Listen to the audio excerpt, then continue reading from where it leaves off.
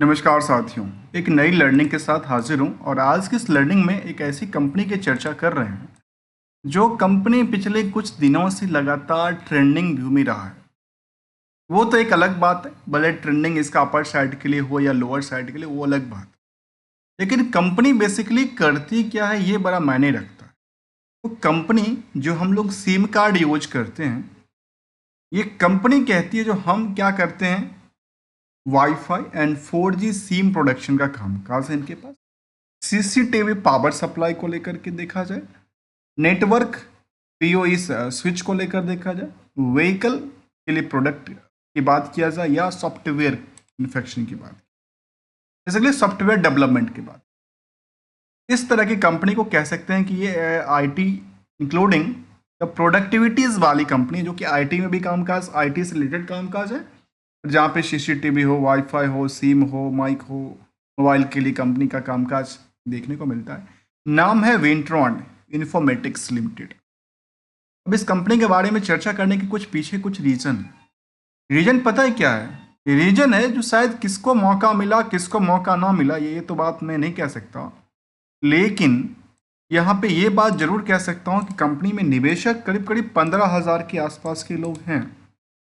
जो प्रमोटर की होल्डिंग यहाँ पे दिखती है, जो अच्छी खासी promoters holding, rest is a public holding, मतलब आपस में जो तालमेल होना चाहिए वो अभी तक दिखता है। लेकिन कुछ बात मैंने कहा कि मौका मिला या नहीं मिला, क्योंकि एक साल में यहाँ से चल के और यहाँ तक आज के डेटा की बात किया जाए तो करीब 900% की उछाल करती है कंपनी।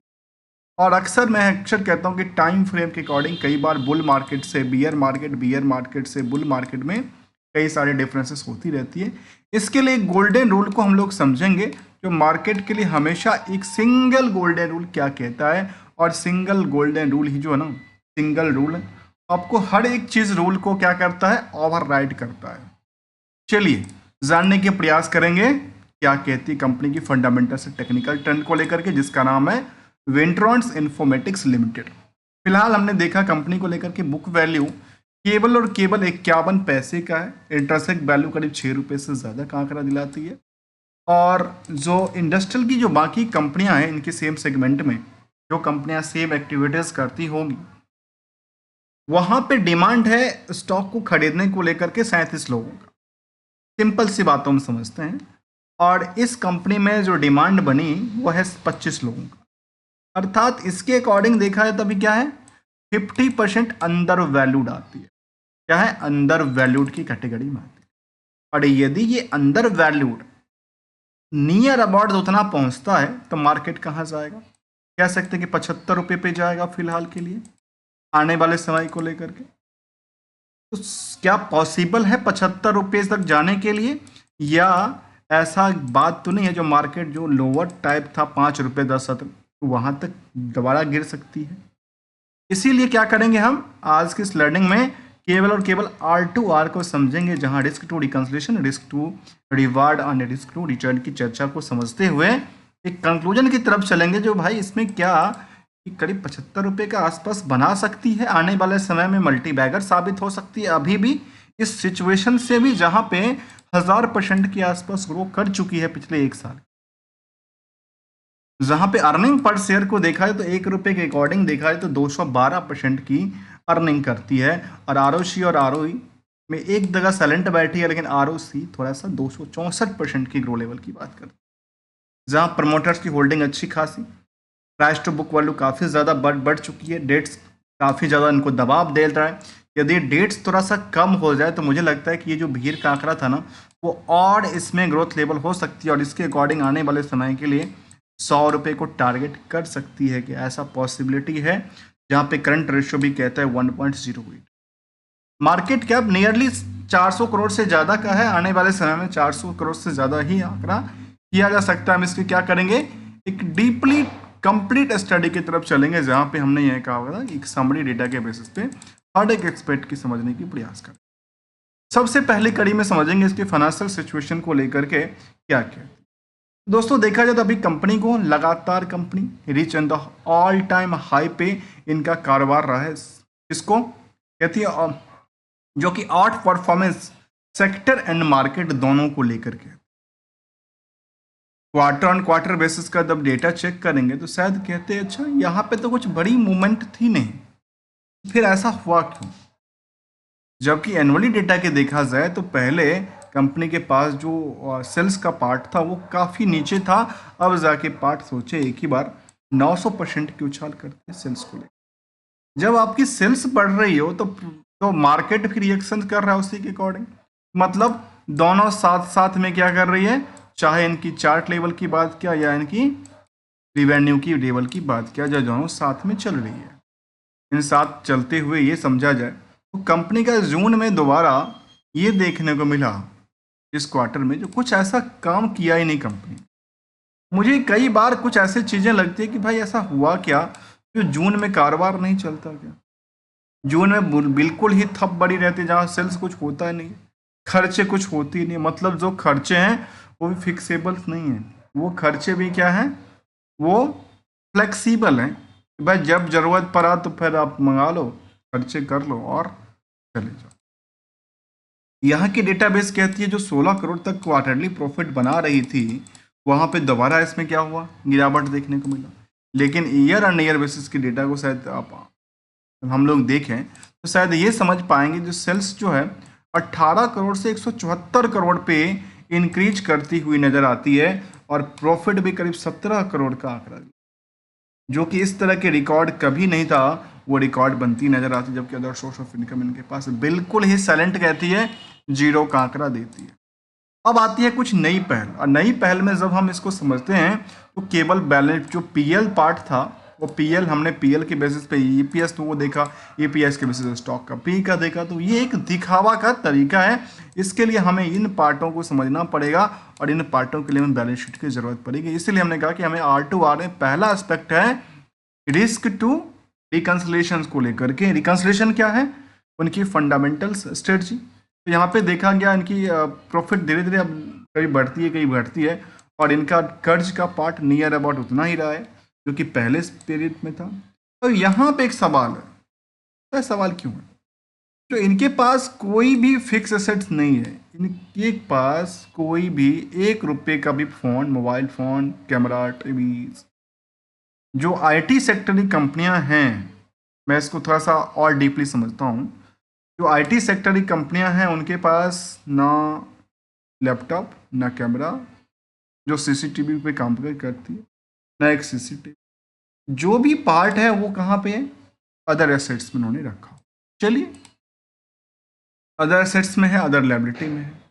आखिर दोनों एस्पेक्ट को देखा जाए तो ये कह सकते हैं मार्केट में उनको देने के लिए भी करीब 153 करोड़ पैसे रखे हुए हैं लोग अपने वेंडर का। अर्थात इनका काम क्या है, वेंडरशिप का है। भाई आप काम करवाओ और काम लो। और 153 करोड़ के बेसिस पे यहाँ पे इनको 167 करोड़ का पैसा कलेक्ट भी करना था। चलिए, अब जब कलेक्ट करना ही था तो समझते हैं। अब इसमें सबसे बड़ी डिमेरिट की बात पता है क्या निकल के आता? सबसे बड़ी डिमेरिट की बात है जो आप मान लेते हैं, जो मैंने कहा किसी के लिए सीम बनाया, सीसीटीवी के लिए सर्वेलेंस किया, और आप सोचते हैं अच्छा पैसा हमारे पास आ जाएगा। आप 1 साल तक, 1 ईयर तक वेट करते रहते हैं कि भाई हमारे पास पैसा आएगा आएगा आएगा, कब आएगा? और वो 1 साल के आसपास आएगा। जहां कंपनी में निवेशक की बात किया जाए तो निवेशक में कौन है? गुडवर्थ बिल्डर्स, जो इन्वेस्ट में होल्ड मेन कंपनी इसकी ये दिखती है। पहले कभी थी, बाद में कंपनी का नाम शिफ्ट कर दिया गया। और टेलीलक्स सेल्स इंटरप्राइजेज दूसरा नाम इनका, विस्तारा नेटवर्क प्राइवेट लिमिटेड आई। इनके पास करीब निकल के 44% प्लस 59%, 29% के आसपास होल्डिंग बनी। क्या इनका कोई और भी होल्डिंग है? कहती नहीं नहीं नहीं, इनका तो कोई और होल्डिंग हमारे पास दिखती नहीं है। इसके अलावा देखा जाए कंपनी में तो ये कह सकते हैं कि जो पब्लिक होल्डिंग थी, उस पब्लिक होल्डिंग में बड़े बड़े जो कि कुछ निवेशक थे पहले, वो भी आजकल नहीं दिखाई नहीं देते हैं। केवल और केवल सबके सब आम पब्लिक के पास है। और ये कह सकते हैं जो कंपनी करीब 15,000 आसपास के निवेशक हैं कंपनी में, और उनकी तादाद अच्छी खासी बनी हुई है। और जिसकी वजह से मार्केट में ट्रेडिंग का पार्ट देखने को मिलता है कि लगातार मार्केट ऊंचाइयों पे जाती है। और यहाँ पे जो हमने कहा कि गोल्डन रूल को समझना जरूरी है, और क्यों समझना जरूरी है कि एक ही रूल हमारे लिए अप्लाई होता है, हमेशा होता है, जो कि एक, इसीलिए हमने कहते हैं गोल्डन रूल उसको। चलिए इस कड़ी को बता समझने के प्रयास करिए और समझते हुए देखने के प्रयास करते हैं जो इनका कभी सेल्स का रेशियोज क्या रहा। भले ही कंपनी के पास एसेट्स ना हो, लेकिन सेल्स में लगातार उछाल, प्रॉफिट लगातार बिल्डअप होती हुई नजर आती है। स्टॉक प्राइस में सोचने वाली बात है, एक साल में 900% की उछाल, जबकि प्रॉफिट को आंकड़ा देती है 1400% और सेल्स का आंकड़ा भी करती है 1500। और मार्केट एक पेनी स्टॉक जो था, किसी किसी जमाने की बात करूं एक साल पहले, वो 1000% की इंक्रीज करती है। ये इनके लिए क्या है, अच्छी बात कहती है। जिसके साथ पीयर्स में कौन है, तो अदानी इंटरप्राइजेस, एजिस लॉजिस्टिक्स, सेलोस, ये कंपनीज को ट्रेडिंग इंडस्ट्रीज के अंदर रखा गया। लेकिन इसी कड़ी को जरा देखें हम बीएसई के ऊपर, तो बीएसई के ऊपर जैसे जाते हैं तो हमारे सामने सबसे पहले दिखता है, अच्छा कंपनी तो नॉन कंप्लाइंट है, और पेडिकल कॉल ऑप्शन में इनका चलता है। पीएसएम स्टेज 2 में है, सर्वेलेंस के हिसाब से इनका देखा जाए तो काफ़ी सर्वेलेंस होता है मार्केट में, जिसको कुछ पंप एंड डंप तो नहीं किया जा रहा, इनको कुछ किया तो नहीं। कंप्यूटर हार्डवेयर इक्विपमेंट्स बनाती है company, computer hardware and equipment बनाती है, और क्या सेगमेंट वाइज भी कुछ डेटा देती है, कहते बिल्कुल ही सेगमेंट वाइज के पास कोई डेटा नहीं है। जो डेटा था वैसे ही शामिल करता है जो उन्होंने अपनी अर्निंग किया है, और वो कहती है हम आईटी के लिए कामकाज करते हैं, इनको कंपेयर किया जा रहा है ट्रेडिंग वाले सिस्टम से। तो ऐसा दिखता है कि इनकी ट्रेडिंग सिस्टम ही होगी, क्योंकि इनकी बैलेंस शीट की ऐसा जो सिचुएशंस हैं, इसमें इनके पास खुद कुछ भी नहीं है। ये शायद वेंडर से लेते हैं और वेंडर को देते हैं, बीच की कमीशन अपने पास रखते हैं। तो कई बार कमीशन चलती है, कई बार कमीशन नहीं चलती है, और यही डेटा हमने सामने देखा है। और देखिए 5 रुपये का स्टॉक चल के आज कहाँ पे पहुँच गया, करीब करीब 50 रुपये से ज़्यादा पहुँच। सोचने वाली बात है, 5 रुपये से 50 रुपये से ज़्यादा, और क्या आज भी पॉसिबल बनता है यहाँ से ऊंचाइयों पे टच करने के लिए या नहीं, इसकी भी हम कंक्लूजन लेंगे, उसके बारे में समझते हैं। रिस्क टू रिवार्ड के बारे में कुछ ऐसा आंकड़ा हमारे सामने तो दिखता नहीं है, तो कंपनी कभी कुछ अपने निवेशकों को कुछ रिवार्ड देती है कि नहीं देती है। क्रिएशन ऑफ कैपिटल किया था 2009 में, उसके बाद ऐसा कुछ डेटा सामने नहीं आया। जबकि कंपनी में देखा जाए सेंसेक्स के कंपेयर करके, तो भाई गजब का रैली था इस कंपनी में, कह सकते हैं गजब का रैली था। एक साल में 1000%, 2 साल में 4000%, 3 साल में 5000%, 5 साल में 10,000%। सोचने वाली बात है, 5 साल में 10,000% की उछाल, जो कि शायद इतना बड़ी बड़ी कंपनी रिटर्न नहीं बना पाती है, और यहाँ पे 10 साल में इतनी बड़ी, 5 साल में 10,000% की रिटर्न है। अब इसमें गोल्डन रूल भी कुछ कहता है, और गोल्डन रूल क्या कहता है, चलिए समझने की प्रयास कर। दोस्तों देखा जाए तो गोल्डन रूल के लिए हमें छोटा सा चार्ट चाहिए, और छोटा सा चार्ट का आंकड़ा ये है, जो मान लेते हैं हमेशा ट्रेडिंग हो रही है, क्योंकि ये मैं नहीं कह सकता हूँ कि आप बॉटम पर लिया है या टॉप पे लिया है या कहाँ पे लिया है, ये मेरी सिचुएशंस नहीं है। सिचुएशंस हमारे साथ ये है, तो जब भी हमने इसमें लगाया, किसी भी कंपनी में लगाया चार्ट केसेस में, हमेशा ट्रेडिंग हो रही है, कोई ना कोई ले रहा है, कोई ना कोई बेच रहा है। तो गोल्डन रूल क्या कहता है, गोल्डन रूल ये कहता है मार्केट की खुद की फाइनेंशियल सिचुएशन के अकॉर्डिंग आप कितनी परसेंट की रिस्क लेना चाह रहे हैं, और उस रिस्क के एक्सपेक्टेशन आप रिटर्न कितना चाहते हैं, 1000%, 2000%, 4000%। नियर अबाउट मैं कह हूँ, यदि वो आपकी टर्म हमारी टर्म के अकॉर्डिंग और ग्रो के अकॉर्डिंग मैच करती हुई नज़र आ रही है, तो वेल एंड गुड कहते हैं उसको। और उसमें एक बात को और ध्यान रखने वाली बात होती है, हमेशा जब भी स्टॉक एक पीक पे होगा, उसमें प्रॉफिट होना पॉसिबल ही है, वहाँ से प्रॉफिट का ट्रेंड गिरना ही है। उसके बाद की बात किया जाए तो यदि मार्केट उस सिचुएशन से नीचे गुजर जाए, तो उसके लिए स्टॉप लॉस की सिचुएशन होती है, जिसमें क्या होती है, मिनिमाइज द लॉसेस। जो मैक्सिमम लॉसेस है उसको एसएल के थ्रू मिनिमाइज किया करके जा सकते हैं। इसको हम कहते हैं गोल्डन रूल, केवल सिंगल रूल, क्योंकि मार्केट में सबको चाहिए प्रॉफिट, और प्रॉफिट तभी बनेगा जब वो होगा सेल, चाहे वो हम इसको एसएल करें या यूएल करें, जिसको कहते हैं यूएल। अपर सेल की बात कर लें, यूएस की बात कर लें, इस तरह की डेटा सामने आती है। हमने थोड़ा सा पार्ट समझने का प्रयास किया कंपनी को लेकर के, जिसका नाम था विंट्रॉन। यहाँ पे इनको कुछ आत्मनिर्भर भारत से कुछ मिला था क्या? कहते हैं complete range of the security in the surveillance product को लेकर के इनके पास कामकाज तो है, लेकिन वही कामकाज कई बार आती है, कई बार कुछ टाइम के बाद आती है।